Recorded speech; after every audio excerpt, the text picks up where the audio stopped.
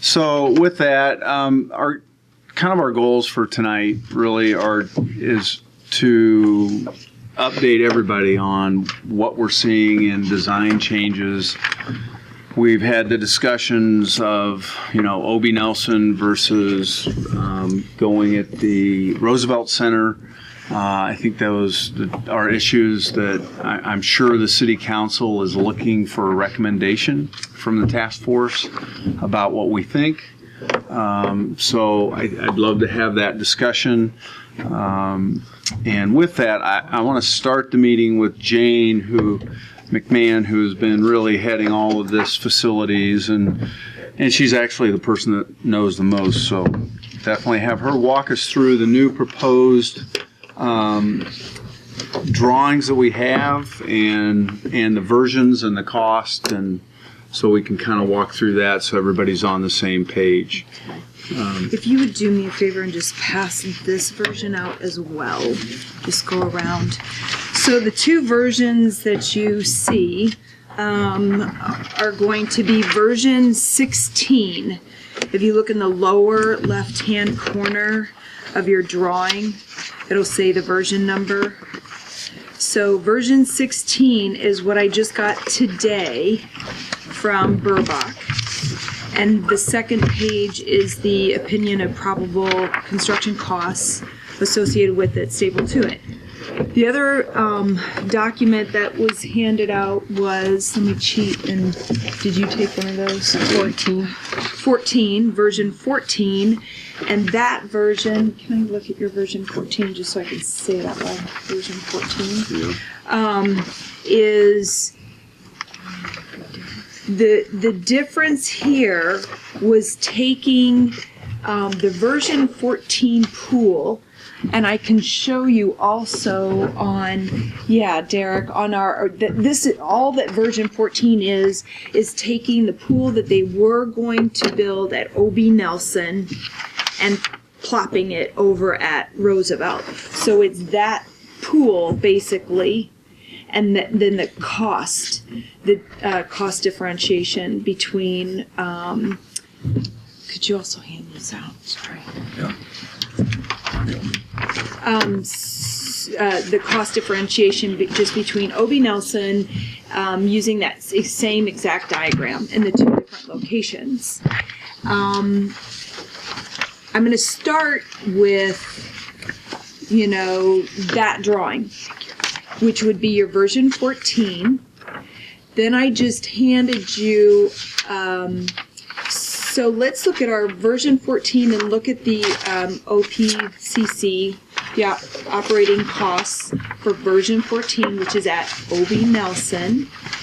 The single page that I just handed you is and if you want to put that down, you can, or I don't know if we have a stand for it, or just, the single page that I gave you should have been the opinion of probable costs for version 12, and all that is at OB Nelson. So look at that, and that one should be the, Tom, if you notice, the overall cost was 4.5 if it was at OB Nelson. Move that pool to the Roosevelt, and that becomes 4.1. By anything eliminated? There were, I don't believe so, Ed. Bathhouse or anything like that was not? Well, yes. Okay. So yes, the reduction between those two sites. But I do want to, before I speak a whole lot to that, is that still didn't meet the city council was asking for 3.8. So right. It was a reduction of the bathhouse. However, they kind of did keep a nicer bathhouse or a nicer mechanical room that had concession stand in it and so on and so forth. So that version 14, Right. Opinion of probable costs, I know it gets confusing, it had some items in it that Derek and I still felt they could have reduced or shouldn't have added, really to that site. So, before you get too bogged down in detail of those, the very first one I handed you should be version 16. So now, if you look at that, this is actually changing the drawing now. And I apologize that I don't have a poster. I just got this today and so forth. So this one keeps, in our conversation, Derek and I had a phone conversation with Andy Pennekamp from Burbach, that Andy suggested, because when we had our last meeting, we said, well, what about, cutting down the lap lanes, etc., and just making a splash pool? And he said, you can do that. But a majority of people that in their surveys prefer, particularly adults, want to be in that 2 to 4 foot depth. And so we were really eliminating that section of the pool. And Andy came back with this drawing that allows you to still have that 2 to 4 foot depth with it, which is the center rectangle that you see. One of the cost savings things that he did here for us is on the 0 depth, so that arc piece that you're going to see, there is now a splash pad. So on the lower part of this pool, you'll see this designated area. That is not part of the pool structure. It's just a pad that's on the side. It has some splash features, and we took out it was a big fort splash bucket, thing. And that had quite a bit of cost savings there.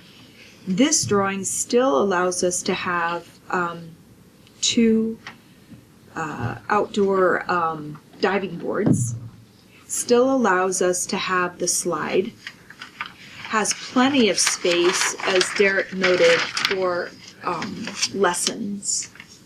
Really good depth there. It does eliminate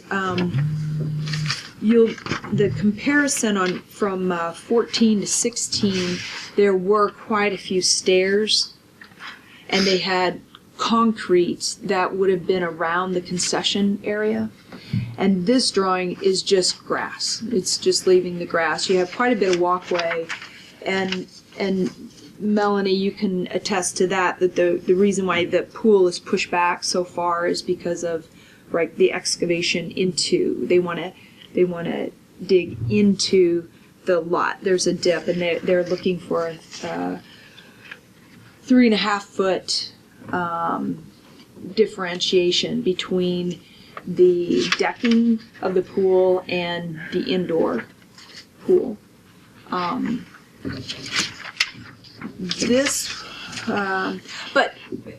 I also want us to keep in mind that these are just quick, drafts, conceptual drawings to show us. And then if you look at now the opinion of probable costs on this one, with everything, the bottom line, not just the bid alternates, but the bottom line is 3.768.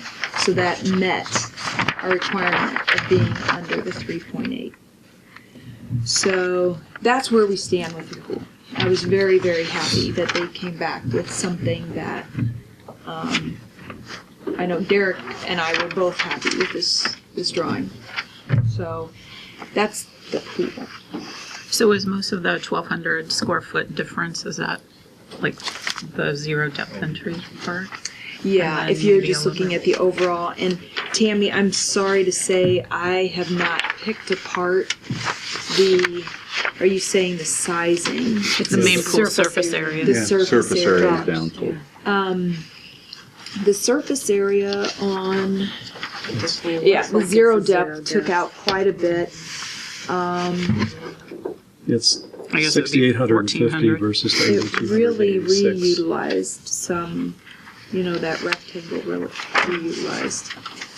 Well, it looks like that the deeper areas, the swim lanes, and the area that catches the slide, those areas are maintaining the same. It's just that zero depth area. And I guess so. Is the thought then that the splash pad becomes another feature that would take away the need for some of that other area? Okay. You will note, just so you know it in this drawing, where you see the lap lanes and you see the slide, the drop in for the slide, there is actually a wall that comes out, that juts out in this particular drawing that divides the lap lanes from I see that, yeah. the slide. You can just see a narrow. So, and again, I guess I don't want us to really get too hung up on real specifics here, but this could actually meet our needs. The mechanical building, as you'll notice here, is further away. It's down by the diving deep well. And Andy said that actually saves us money because there's the bigger pipes for the deep end for the slide are the biggest piping is at that end. So if you had your mechanical building, we'd have a shorter distance for the piping. And I'm looking at Derek because we had a question, why did he put the mechanical building, at that far side? I'm not exactly sure where that easement is, but between the houses, and perhaps they could, so if you had your chemical guys, when they're making the deliveries, they could use that easement. We could have a gate opening or something there, drop it off there, come out of that, and they'd have to drop it in that other room, for the indoor. Jane, I'm not sure if you've gotten this far into it, but I know the drawing that we had for the O.B. Nelson site and the cost, when we looked at the cost, that was roughly $4.5 million now is what Burbach is now telling us. So we went from 4.2 up to 4.5. And they also mentioned that there was another $540,000 of site work that needed to be done that French Reniker was doing the design work on. Would we anticipate having a similar number on site work at the Roosevelt Center? Or is that really because of the demolition costs? Well, we talked about that. Melanie and I talked about that. I mean, part of it is, the demo is going to, that would be add to your expenses at the O.B. Nelson site. And here, Melanie, where did we land with, because it wasn't so much the demolition. Well, I should actually look at let's look what he has now for, so Tom, to answer your question, no, I haven't really looked at this in detail just yet. So it's reasonable for us to think that this $3.8 million we're looking at here is before we do the site prep and site work. So there's additional funds that need to. No. I'm getting a yes from French Reniker. You're saying that it's not built into, I think that they do have if you look at line item 29, 29A, demolition, excavation, I grading. believe that is supposed to incorporate. His numbers only included up to say 10 feet outside the fence, and that the 500 that. Could you come up to the microphone, please? Thank you. Thanks. Sorry to put you on the spot too. Glad I read the right things. Just a brief discussion I had with Andy that his numbers on this typed sheet was just about 10 feet outside the fence, plus or minus. Okay. And so the numbers that I believe Tom you're referring to was maybe in a cover letter from Andy. Yep. Okay. So yes, those were numbers we prepared. And I'm going to just go through the items I have on it that made up that list, and I can tell you which ones still apply. Okay. Sanitary sewer gravity main. You would still need that no matter which site. my guess is it would be slightly less at Roosevelt versus OB because you don't have to go as far. Water main, there's going to be more water main at OB Nelson than there is at Roosevelt. Okay. Accessories related to the water main, accessories related to backfill. Storm sewer, that is a big cost. It's about $50,000. That is going to be only at OB.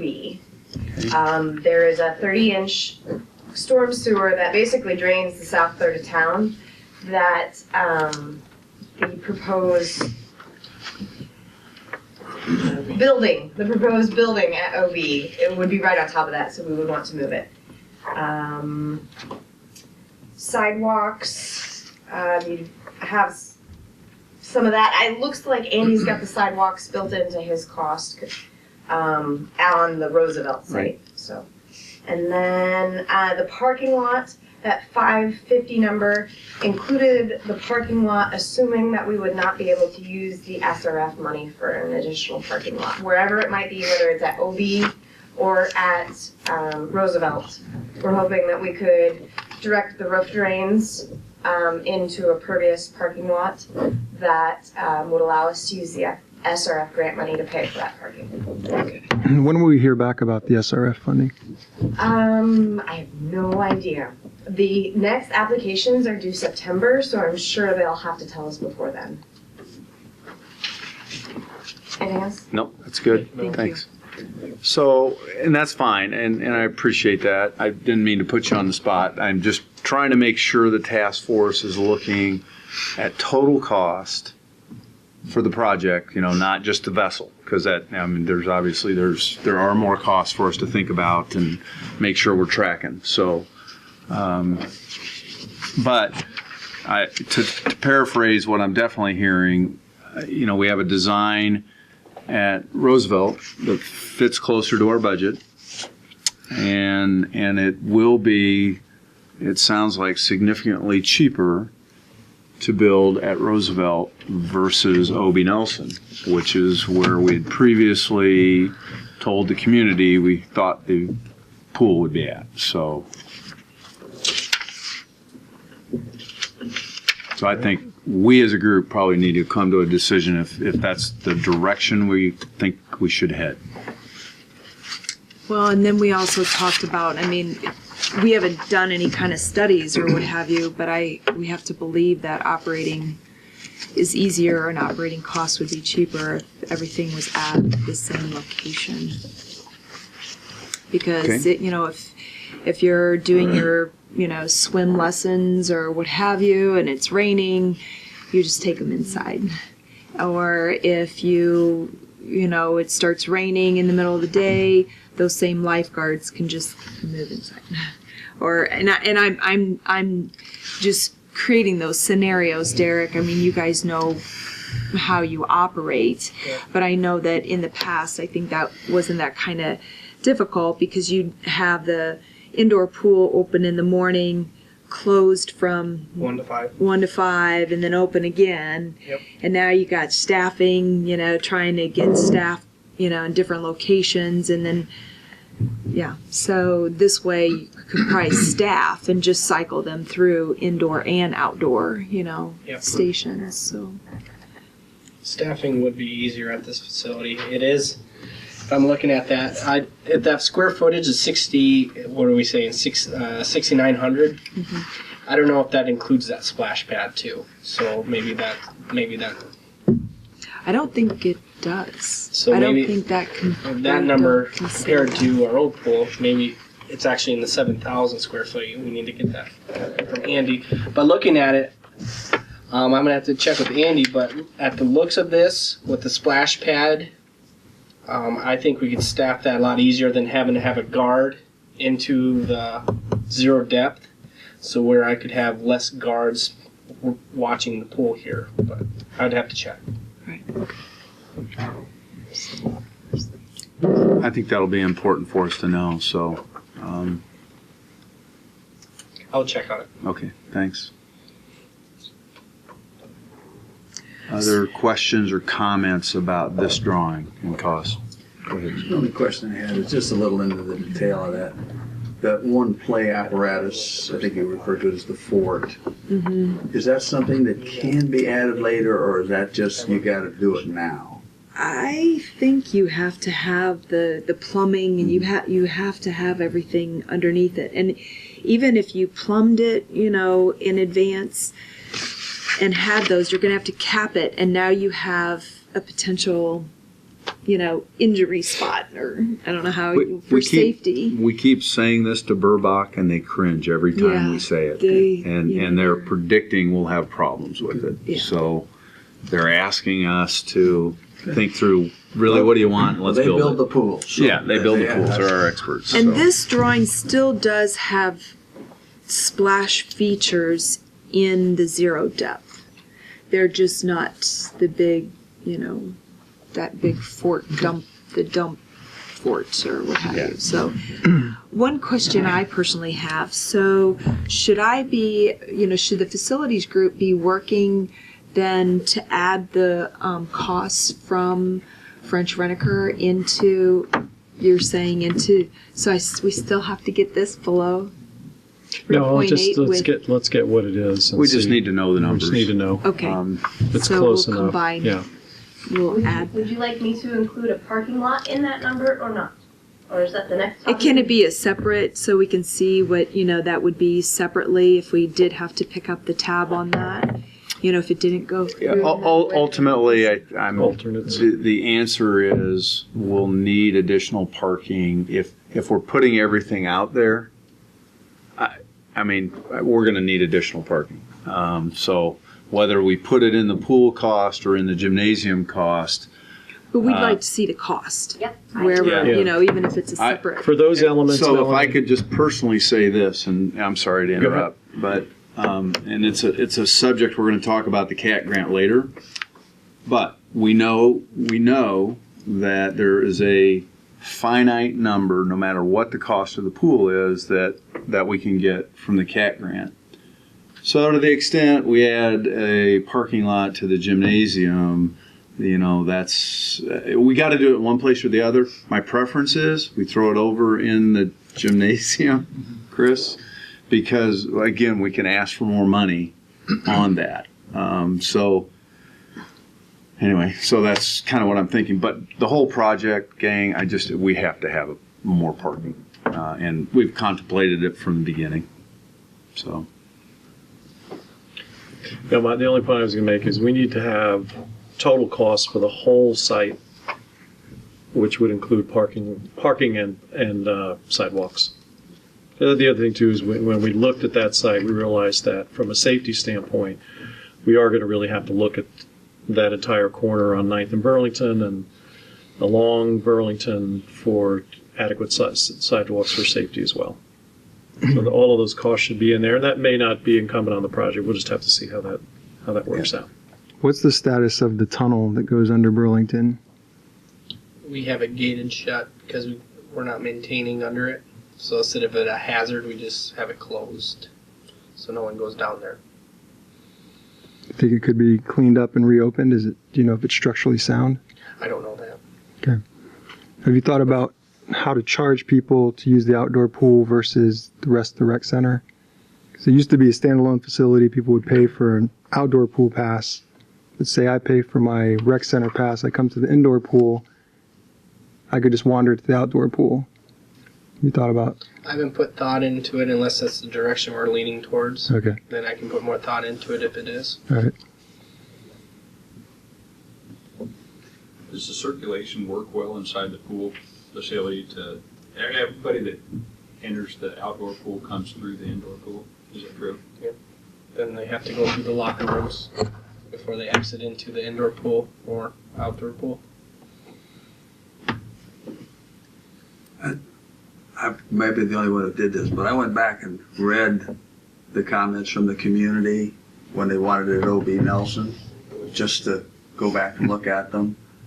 And some of them I think was just misunderstanding. This was not going to change everybody's opinion, and there'll still be a lot of people that want this at O.B. Nelson, but we're being driven by the financials here, not. But one of them was they were concerned about people sort of gawking at all the kids and people at the pool. could envision this being on Burlington. Oh.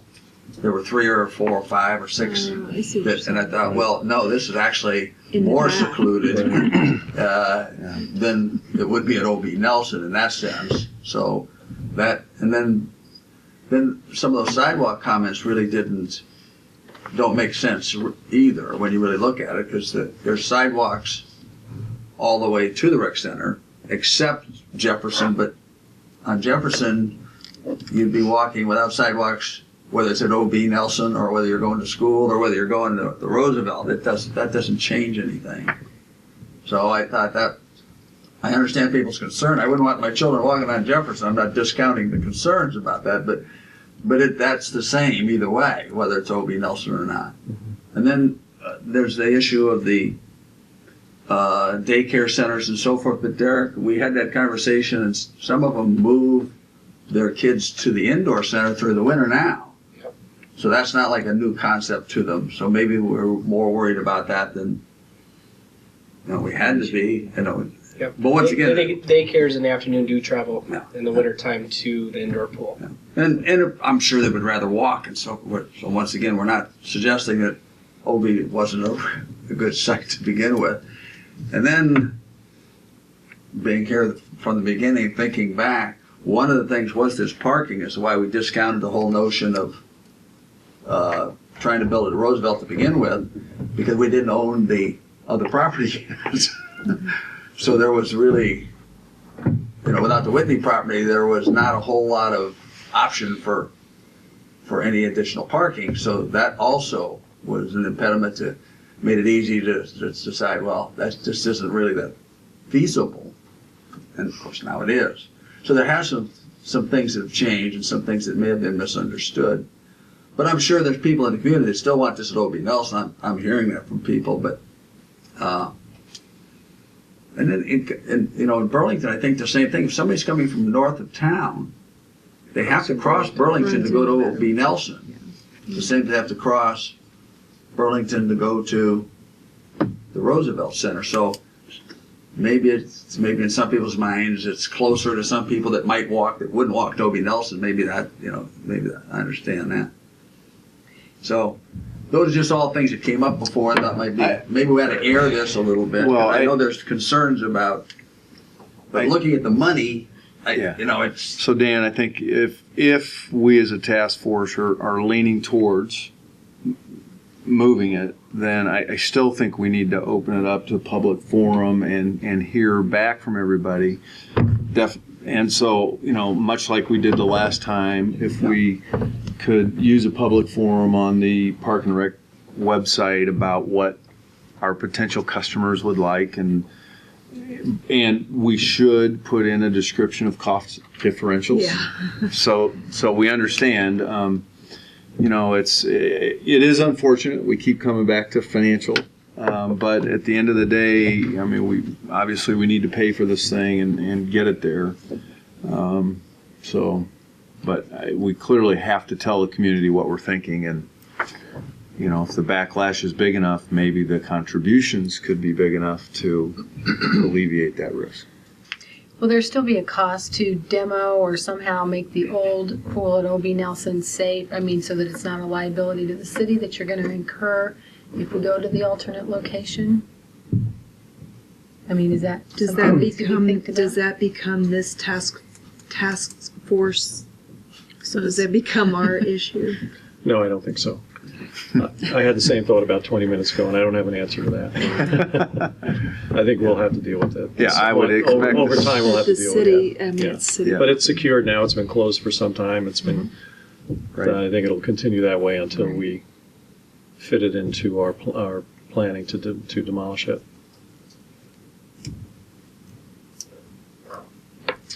Okay. We always need more ball fields right there, so we can just fill it in. Right. Put it in a diamond. So with that, I know the city council is going to ask us to talk about a recommendation, and I would suggest, based on what I'm hearing, I'd suggest you go through the designs for the rec center, see where we are financially with that. So I think that'll maybe drive both decisions to see what the economies are there. I will say, the suggestion, and I thought this was a valid point of Andy's from Burbach, that, we had the idea of bidding out, version 12 or 14, that pool at O.B. Nelson and at Right. And his response to that was that contractors at this time are very busy, and to bid two different locations would take a lot of their time, thereby in some ways money in their mind, and that we might be disappointed with the number of people who sent their bids back in, because they just thought that was too much work for, to this or that. He did make the suggestion that if we decided to move to a newer drawing of the pool, which they would have to do extensive their engineering drawings for to be ready to go to bid, which takes could take a month, that we could send this at O.B. Nelson, say at Roosevelt, we could send that type of drawing, that we do have. The other, and one of you engineers, what are the name? What's the title? These are concept drawings, and those are Bid package. Bid drawings. Thank you. But for the bid drawings, that we could submit, go out to bid with that drawing at, say, Roosevelt, if we decided, and get those bids back during this month that we're waiting for the new bid drawings for the other pool, just so we could see, some type of dollar coming in. Or we could just wait and make our decision which location and which type of pool we want, and just go out one time.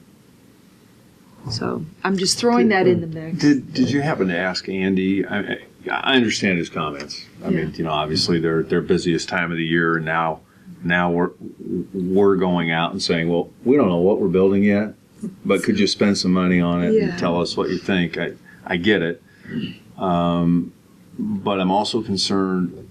So when Dave Burbach was at the last city council meeting, he talked about sending out two at once, and so they were consolidating their own time.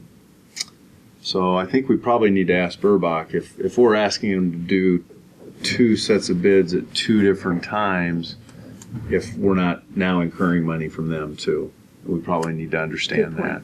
Okay. From the city's perspective, they're going to want to know that. So Under any scenario at this point, now that the county is not participating, is there any scenario where we can build a pool at $4.5 million? If the answer is no, I guess, the $4.5 million, the $4.5 million pool includes a bathhouse and includes some other things, so that there would probably be some reduction.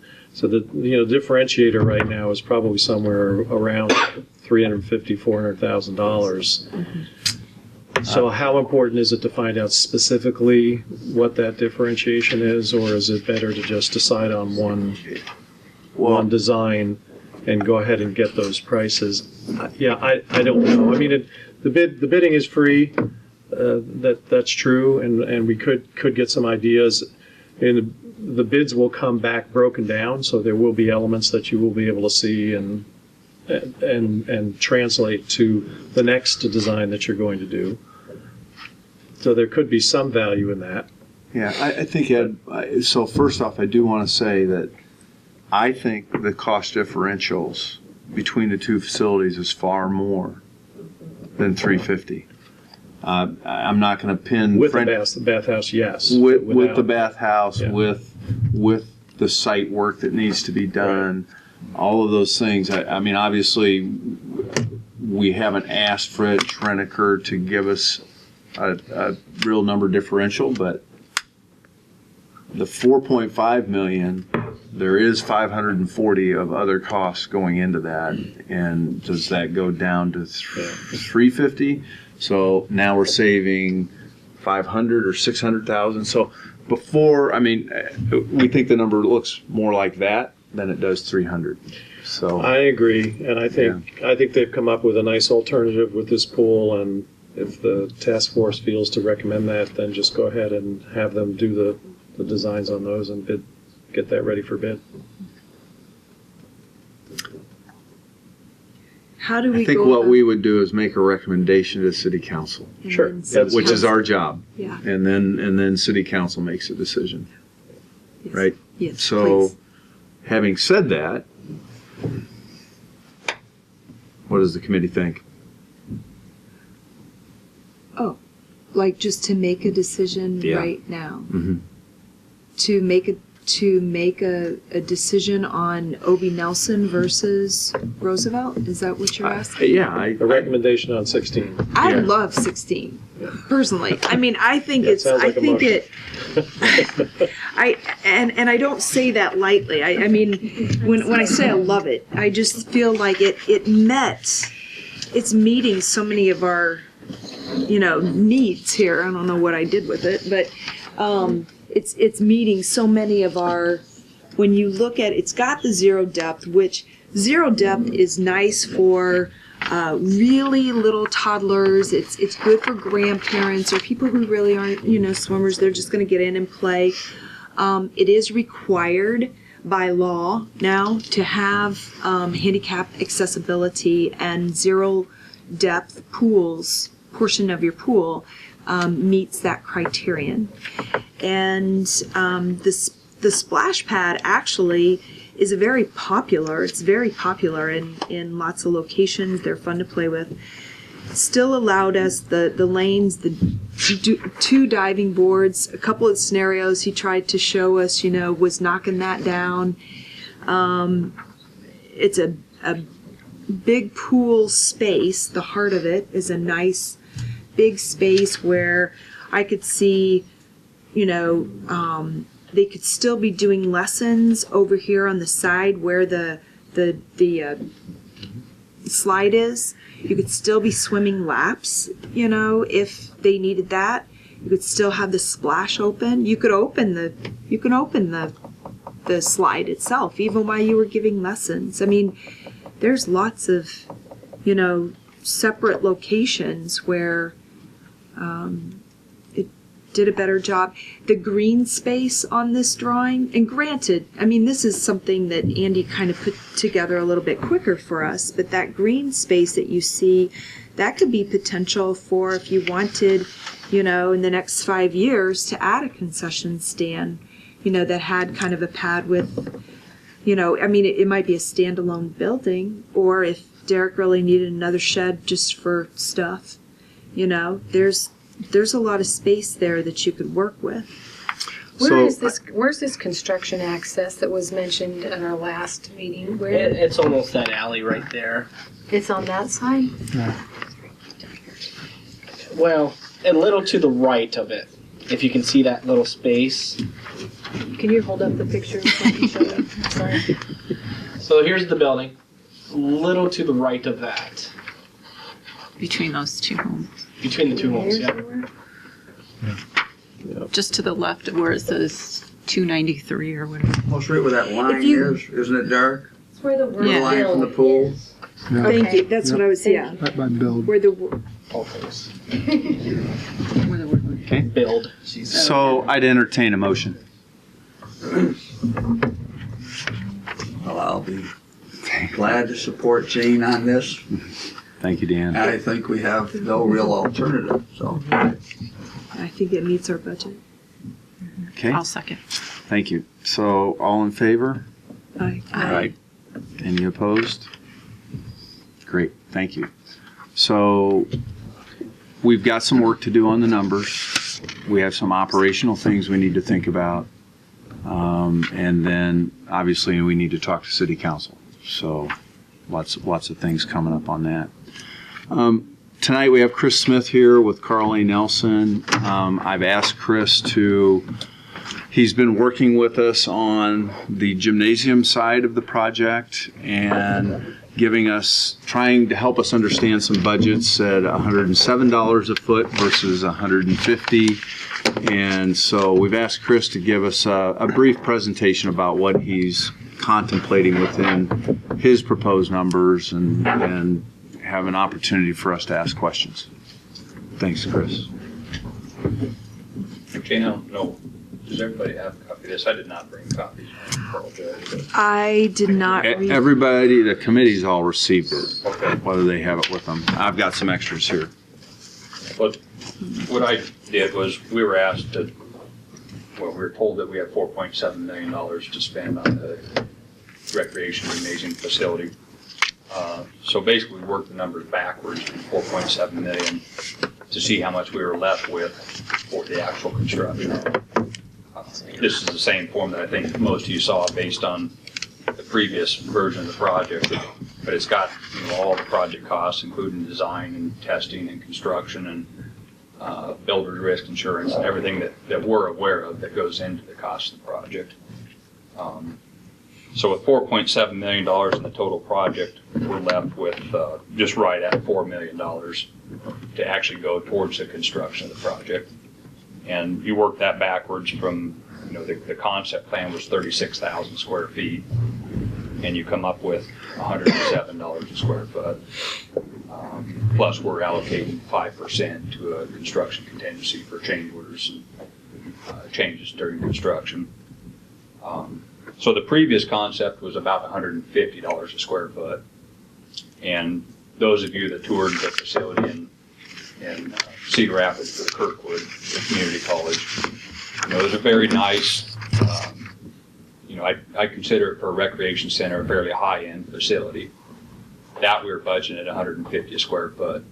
We're now reducing that down to about $107 a square foot, which I think is possible, but you're not going to get a facility like the Kirkwood facility. I don't know that means we need to cut what we call program out of the space. I think we can still maintain 3 gym courts and an indoor track. I think the lobby area is questionable whether or not we can afford that. What it does mean is that we're probably looking at a pre-engineered metal building. Before we were talking about a precast concrete structure. So both the interior and the exterior will look somewhat different than it did before. I think the exterior of the building will be metal siding, perhaps with some upgraded metal siding that would be on the north side of the building facing, the main road. Whereas the south side of the building and the west side of the building would probably be just a standard metal siding type material. One thought we had, if we can afford the lobby space, would be to add on to the east side of the racquetball facility. Come out there's a little bump out in the pool building where you walk into the pool. There's a vestibule entrance there. If we came out about even, actually, if you look at the drawings for the pool that were just handed out. Yeah, Derek, there might be a big one in those things too. Yeah. Something that shows the pool building. You should have one of the gym. This one that you had. Gymnasium. So drawing 14 has that bump out. Jane, you passed those out, right? Yeah. 14. Yeah, either one, 14 or 16. 14 or has that 16. bump Yeah, out. if we just. Before we were, the plan was to tear off that portion of the pool building and take down the racquetball facility and then build the new building in its place. I think without a doubt, right now, we're leaving the racquetball facility there as is, unmodified. So if we can afford a lobby, maybe build an addition even with that pool bump out and bring it out across here on the east side of the facility. Perhaps that could be a brick facade that matches the pool building and or Roosevelt Center. And that would come up to block 2/3 or 3/4 of the height of the racquetball facility. I know there's some concern about the aesthetics, look at the front of the building, looking at that racquetball facility. But if we can come up with a brick structure to match the height of that pool entrance, then really all you see would be a few feet of siding up above that roof level. That perhaps the metal siding could be taken off the racquetball facility and use an upgraded siding material that looked blended with the facility a little bit better. I think along with the reduced budget comes, comes the amenities that come with it. I think we're talking about a lot less natural daylight, a lot less windows in the facility. I think we can get some windows in there. I guess the way I describe it is probably enough windows that you could walk into the facility and walk around, navigate, but not, play sports. Kirkwood has enough light that on a sunny day they can actually play basketball and there with no lights. And we can't afford that. Okay. They make did everybody see the pictures of the facility that Tipton recently built? I don't know if anybody saw that. I saw a drawing of it. I've not seen. They used. That Oh yeah. One yeah. Sarah Yeah. said. I mean, Yep. yeah. They used white, what's called liner panel. It's metal siding, basically all the way up the walls on the inside and across the ceiling. And I would recommend not doing that. I think just because I think balls hitting it impact over time. I think 10 years down the road that it looked pretty beat up. They make a fabric. It's called Gym Guard. It's specifically made for this application. That I think we would recommend lining the inside of the building with that white fabric. It's resistant to balls and things hitting it. Perhaps use that metal liner panel up 10 or 12 feet. 10 or 12 feet on the walls of the building. We're going to have the track that separates the gym space from the outside walls of the building. I think we're talking about nets that perhaps drop down out of the ceiling and separate the basketball courts from the track. I think the building can be, most of it I think can be white, so it's bright and fresh and clean looking. And I think it'll be a nice facility. It's not going to be like Kirkwood was. Okay. A question on, I'm going to jump in on that. We also spoke of, currently what happens if we had 2 racquetball courts and then the third one that's closer to your offices and so forth, to be able to view into that. Is that something that can we even do that? I mean, can we just To view into the one? racquetball court, or you're suggesting that The northern ends. court would become lobby? Yes, that would become part of the lobby too. I think that's possible. We need to look at how that pre-engineered metal building that the racquetball facility is in, how it's braced.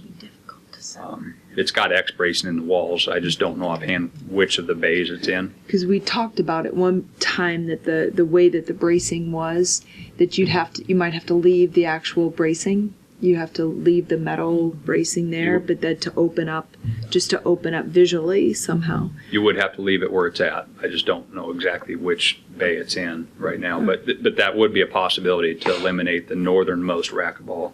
Because I know that, the volleyball group spoke to, the 2 courts, possibly being enough. So. Yep. Okay. And then there's the racquetball facility has a roof like that, sheds water both east and west.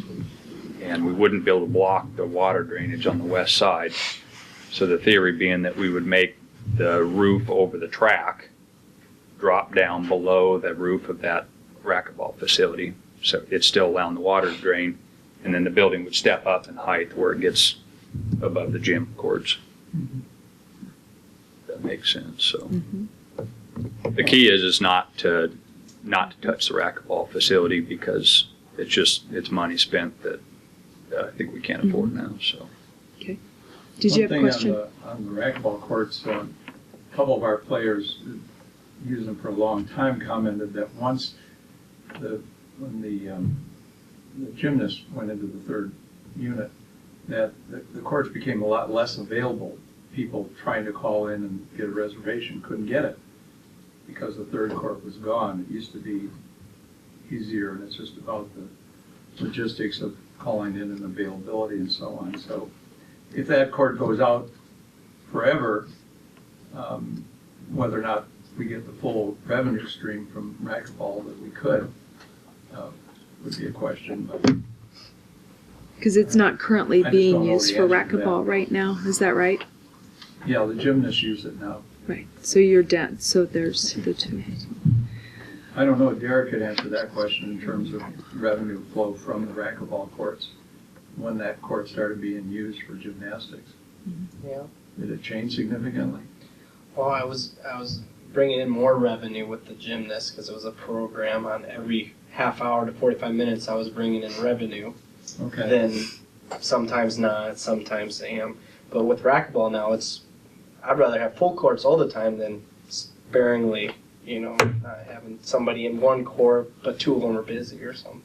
Mm-hmm. So. Good. Other questions for Chris? It's good.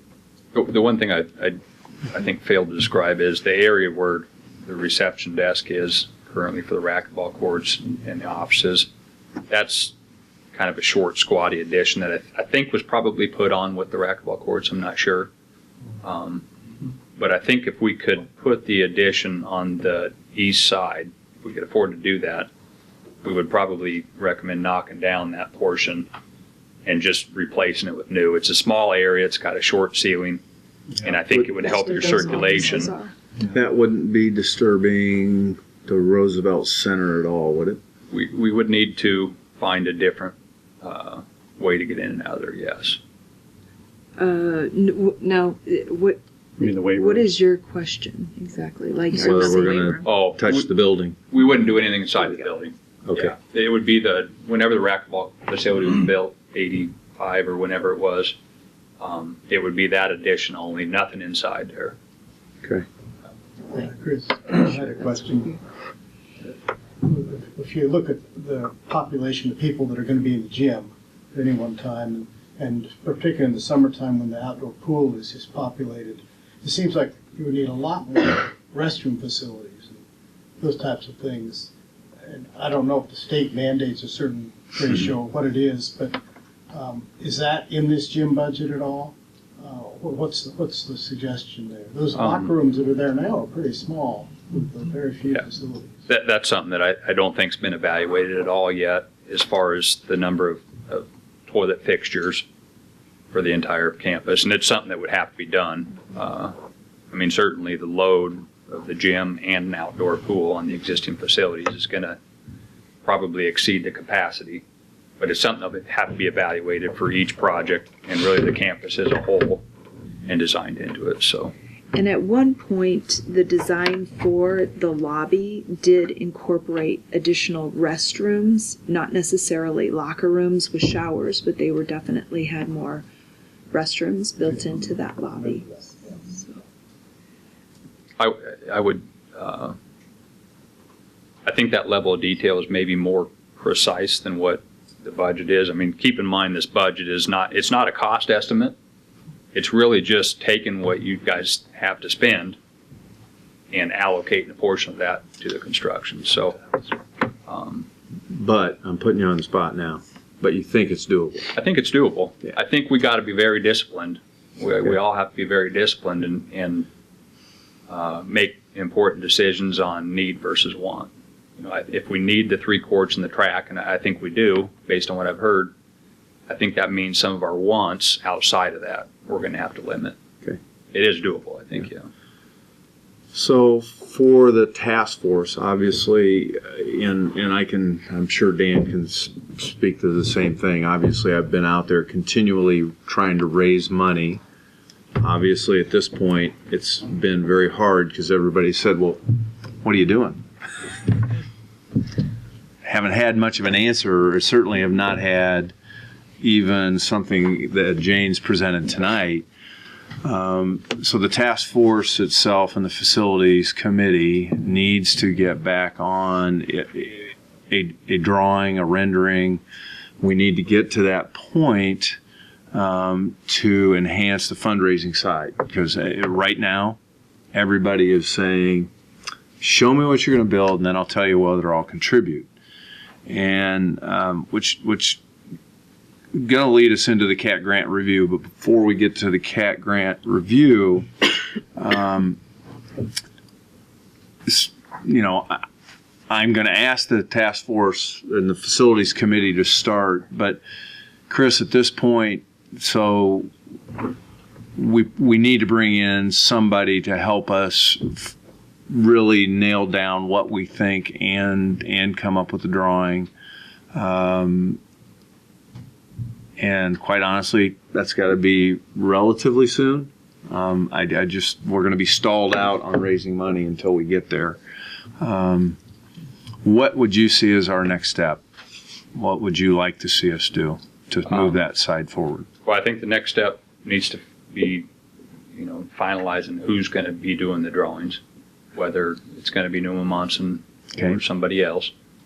And then I think get drawing. And, the portions of that, we keep talking about the pre-engineered piece and the availability of somebody to help us with pre-engineered. Can you help review for everybody where it is that, we are using public money because of the $3 million bond? Can you speak to us, again, the requirement of a licensed architect? As a public entity, you guys can make quality-based selections, not price-based selections, but quality-based selection for professional services. You can't for construction. You can for professional services. And design and construction management both fall under the professional services category. So you can select whoever you'd like to do that service. We have the in-house pre-engineered metal building design capability. We actually have all of it, but for some other reason, we're not able to do the architectural design right now. But the pre-engineered portion of the project, we can certainly assist with that. And I would recommend that we assist with that because, that a pre-engineered structure is very economical if you keep it simple. If you don't keep it simple, you can spend a lot of money on them. Okay. So I think we can help you keep the facility simple. And I know you're being delicate because this is people you work with a lot, but as a task force, we remember the city council has hired Newman Munson. There is a fee structure within their contract, and if the contract size goes down, their percentages go up, and which makes sense. I mean, it still takes time, whether you're drawing a 36,000 square foot building or 42, probably doesn't take you that much time differential. I'm concerned, Chris, and I've shared this, that, if we're going away from a precast to a pre-engineered, are we spending too much money on the design side under our current contract? So I am a little concerned about that, whether it's the task force or a citizen of Fairfield paying taxes. So I hate to put you on the spot, and you can tell me you'd like to answer this later, but I think that would be a fair discussion if you're interested in maintaining the contract with Newman Munson. I think it would be a fair conversation to have with them to explain that our current project, it's not going to have all the aesthetic things. It's not going to have as high of detailing in it, right, and therefore perhaps less. I mean, design is based on, their fees are based on man hours. However many hours they put into it, that's what their fees are based on. And it seems appropriate that if it's going to take less hours of design time, it seems like a fair request to ask for the fees to be renegotiated. So, Ed, obviously the city has got a contract with them, not the task force. So, well, I think we just have to have the conversation, okay, and just see what they come back with. Is that something you want this task force to take on, or do you want, or does the city want to take it on? You have the Who's been contracts. taught? Derek. Yeah. I'd love to talk to him. Yeah, well, I'd like to see Derek to kind of take the lead on that. Thank you. I could And sit in. If Get a you big want hammer, somebody buddy. Yeah. Yeah, and then the other thing too, just to ask as another hypothetical, because if for some reason it's become too small and too uninteresting for them, and we asked your firm to do the design work, what would you do? Is there somebody you could go outside to from your standpoint to kind of cover what you don't have internally right now? We could do that. Okay, so just knowing that's all I Okay. wanted to know. And Yeah. No, that's so good. we'll see how the conversation goes with Newman Munson, and then we'll come Okay. back to you. Okay. And Chris, let me just clarify this, for myself, but perhaps, we'd all come to this. So we have that, the pre-engineered portion in the lobby, and you wouldn't really want two different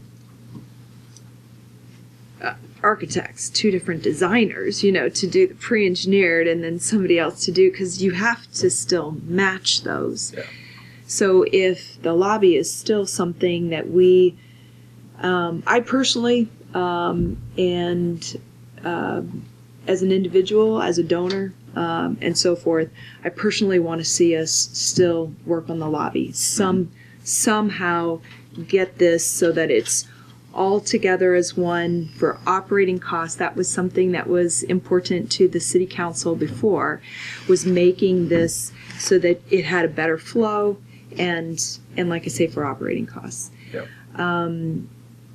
So therein lies our design. So when we're talking about the different architects, I guess, I see it as one group doing the design. Yeah. Versus trying to do, I think this one's doing yeah, pre-engineered, this absolutely. one's doing the lobby. Yeah, it wouldn't be separate entities. And there's more to the architectural design. Even in the pre-engineered metal building, there's more to the architectural design than the building proper. I mean, you got to do code studies for egress and plumbing fixture counts and all that stuff. That's all part of what an architect does. They don't design the plumbing, but they tell you how many fixtures you need for that facility. So there's certainly a lot of architectural work that needs to be done. It's windows take a lot of detailing. We're talking about less glass. Before we were talking about using precast concrete and metal panels and glazing and perhaps some brick and lots of different materials. And where all those things come together, that's where a lot of the design time is at, because, it's the devil's in the details. So we still have to do all that. It's just a simplified process. Right. Okay. And I think the next step is the portion of the building that's west of the racquetball facility.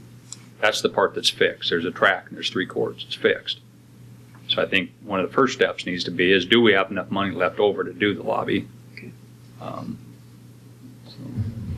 One thing I didn't mention is I guess a plus for this reduced scope of the project is I think it's going to lend itself better to have more of the local contractors be part of this project. There's contractors right in town that do pre-engineered metal buildings. I think we're talking about simpler electrical systems that some of the local electrical contractors can work on it. Versus a lot of stuff coming out of town. So I think that's a good thing. Good. That's really good. I have a question.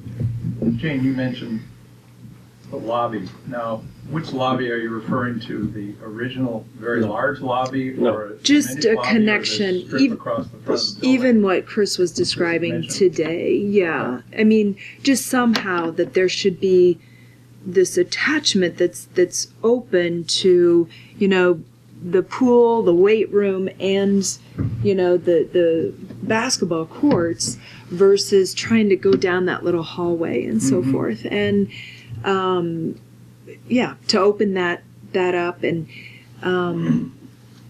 I guess I'd still love to see somebody really work on that. And like I say, as a citizen, as a donor, I think it's very important that we Well, still have that lobby. We have made the suggestion, I was out of town, but Eric made the presentation to the state council that showed a north entrance option that replaced the lobby space for in the north. Now that keeps the cost high, but it eliminates the cost of tearing down all the old buildings. But if you just put a simple entrance there, you can do the lobby in the future a lot easier there than you can do it the other way. And then, as Chris pointed out, you could do some facade work on the racquetball building that makes it seem to be one continuous brick flow across there. And then do the north entrance with the desk there, and then build on that in the future as funds allow and so on. And that's kind of our problem, is that, you know, it has been discussed even at city council meetings, is, you know, do we want to just keep pushing things down the road, you know, kick that can down the road and have to, you know, build on this lobby? It's now is the time that we're working on this project. Now is the time that we should. That's a voice that I've heard, not only my voice, but the voice of others.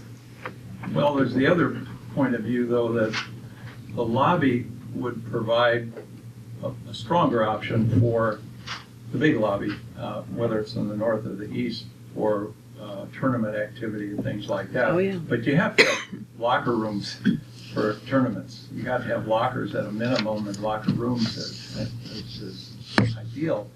And that's a project in terms of economic development that could be. I agree on one hand and disagree on the other hand. Doing things in a phased way makes a lot of sense sometimes. That's how the whole recreation system has developed in Fairfield. The water slide was added years ago and has been a nice addition to the outdoor pool. The indoor pool was added along the way. That was the racquetball courts were actually put on first, and then the indoor pool. And it's just been a system, you know, the city grows, the facilities grow. So I don't think it's necessarily kicking the can down the road as much as saying, well, we know what the big picture ought to look like, and we ought to make sure we don't burn a bridge behind us, but let's make sure we've got the space to do these things long term that we think are a good idea now.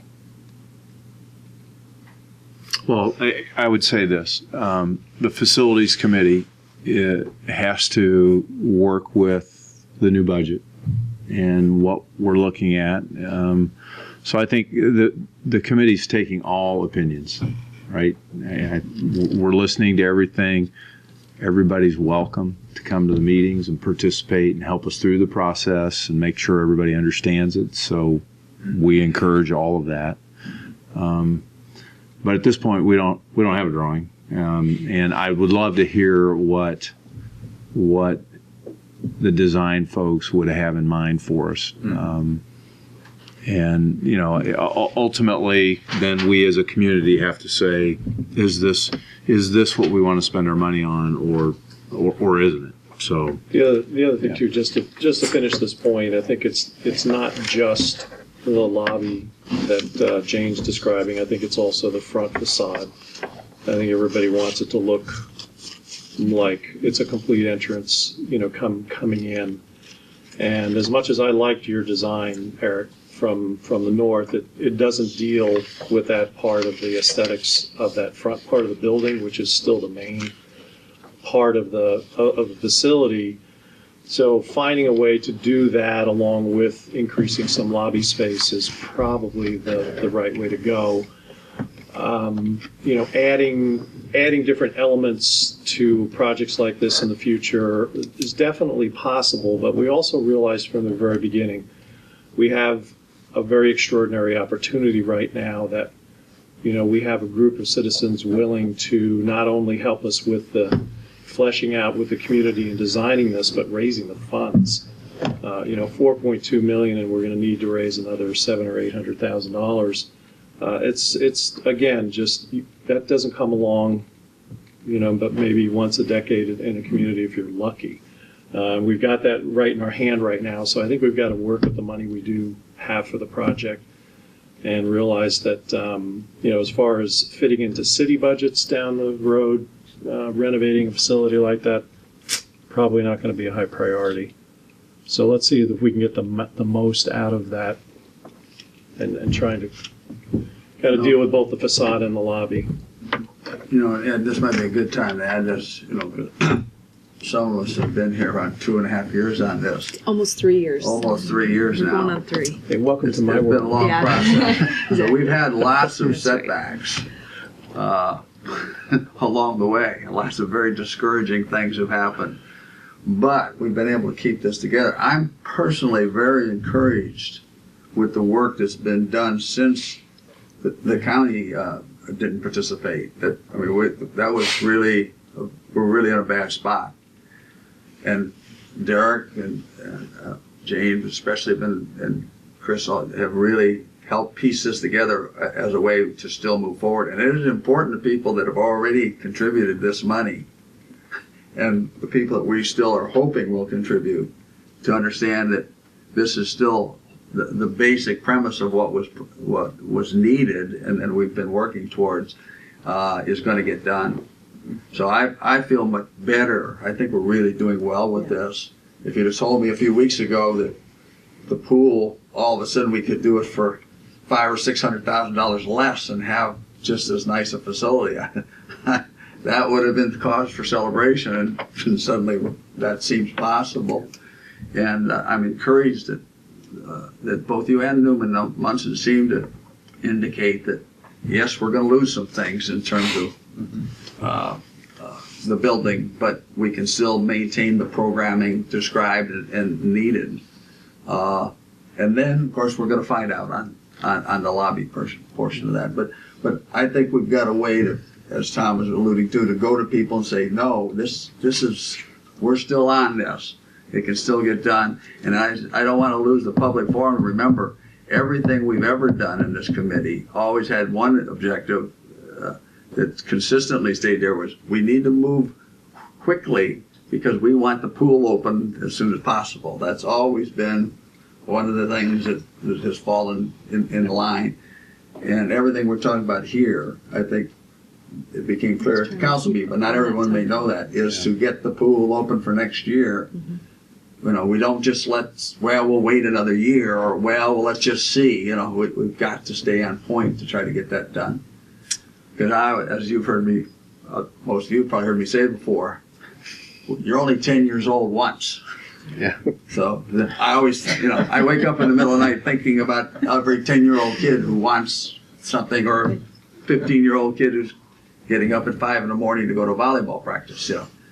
They need this now. So I'm just encouraged that we haven't had to walk back from this or that we haven't lost donors yet. And Tom has been the lead man on that. And of course, I have some contacts with that too, that they're still with us on this.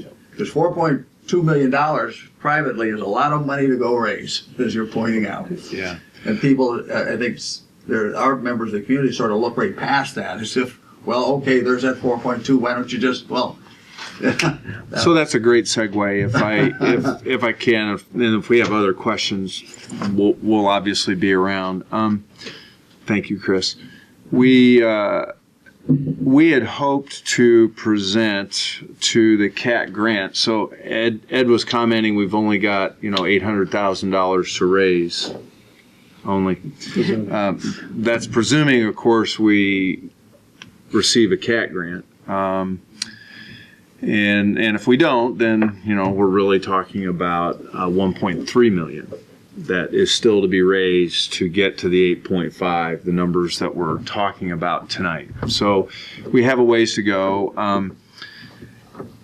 We were expected to present our revised project to the CAT Grant Review Committee on April 9th. That's 9 days away. We know we're not going to have drawings. We don't know enough. We have talked to them and to their staff folks, and they have said, yes, please do not show up. We know you're rethinking your project. We did describe to them, we're hoping for an $8.5 million budget, raising additional funds to get there. But we're still working on that. So in the whole CAT grant, we talked about it at City Council, so I'm not going to dive into how great we thought it went, but suffice to say it really went well. But our hopes were to have met with them on April 9th to answer all of their in-depth questions about our project that we know they're going to ask. Now that we're not prepared to be at that meeting, our new goal date is May 14th, so that we're ready to go. We will obviously give them a presentation about what it looks like. So I'm just letting all of us know we've got some deadlines coming at us. May 14th, and we know based on what they've told us so far, yes, we will not tell you a number that day. That they really expect it's going to be the middle of June before they tell us whether we receive that and how much. So we've got a lot of work to go. I just think it's important that, Michael, you as a city council member know that that's facing us. So there's going to be some pretty good unknowns out there. And yeah, we're all pushing, as Dan's saying, to try and stay on this schedule of getting open in 2015. So we got a lot of work to do between now and then. Quite frankly, we need to work with. Go ahead. April 14th, we're going to make a recommendation. You're going to make a recommendation. May 14th. But on April 14th for our council meeting, you're going to make a recommendation on the pool. If that's accepted, how long do we think it'll take Burbach to have redrawn designs? Could they have them within 30 days? Yes, Okay. I believe so. That's because it's going to be important for the CAT grant as quickly ahead of the CAT meeting. Yes. Right. Because I don't know if they get their board book a week ahead of time. As much information as we can have on new designs, we should have. Now, from an engineering standpoint, Chris, what do you think our timeline is there if we get sorted out who's going to draw this? How quickly could we have something? I think you can have presentation materials certainly by that May 14th. By the May 14th or May 7th if they want them a week. Yeah, they'll want them. Yeah. So if we have those two things, the other elements from CAT's side is if we have more private donations raised, that's a plus. Sure. If we've worked something out with the county, that's a necessity. And we're not going any farther unless we have something worked out with them. And then they also brought up from their side the school board. I guess someone else that we should have a conversation with as well about the project. They may want to have some idea of schools' participation in this because it is going to be a facility that will be utilized by the schools, and others that they have funded and supported in the past have had contributions from something from the school. So if we can visit those issues, the supervisors in the school, before May 14th also, along with our drawings, we'll be ready to answer questions. Yeah. Okay. Because so those are goals we know we have. Yeah. So with that, it's good news on the drawings if we can have them. Yeah, it's really good news if we can be moving that fast. So obviously, Derek, we need to move pretty quickly with Newman Munson. I'm happy to help if you'd like, and keep moving. So, but I did just want the whole task force to know we have apprised the CAT grant folks, and they understand it. I mean, it's not the first time they've seen something like this, so I still feel positive about working with them. And being as prepared as we can also, because we don't want to be pushed to the next meeting and the next meeting, because other projects that are ahead of you that they are making decisions on dollars with are less dollars that you're going to get. Exactly. It's the pot's just going to keep depleting. There shouldn't be any uncertainty. Our projects are well along. I don't think we have to worry about any of that because of what we have thus far, but just in terms of communicating the changes. We'll be fine. Good. Anything else from the committee or the city? Just to have Derek have that phone call with Newman Munson before our 14th council meeting would be helpful. Before the end of the week would be more helpful. Yeah. Tomorrow. Sorry. Just one question. we had some conversation about this, that the privacy and the property value issues for the people bringing the pool area, having been caught in a privacy issue, it can get really messy in a hurry. So I'm assuming somebody's going out and canvassing those folks, but it would be a good idea if it's not being done, because that's one of those what could go wrong kind of things that engineers always ask about. Right. And as you know, because you've been at the meeting all night, up till now, we didn't know we were planning on going there. I mean, it's an idea. So now that we're moving forward, I think with drawings, with things that it allows us to share with the entire community. It's not just the folks around it, but obviously everybody needs to know. I'm sure there'll be somebody that says, hey, you got a kid up there on that tower getting ready to go down a water slide, and they're looking right into the back of my house. I don't know if I like that. Build me a fence. Mm-hmm. So. Yep. Good advice. Thank you. Oh, wait. I did walk around in that area, and it's a nice big area, but those yards are really close. Okay. Anything else? Well, again, thank you to everybody. I know you've been working really hard on this project, and I certainly appreciate all the work everybody's doing. So let's keep it moving. Great. Thanks. Thanks. Thank you.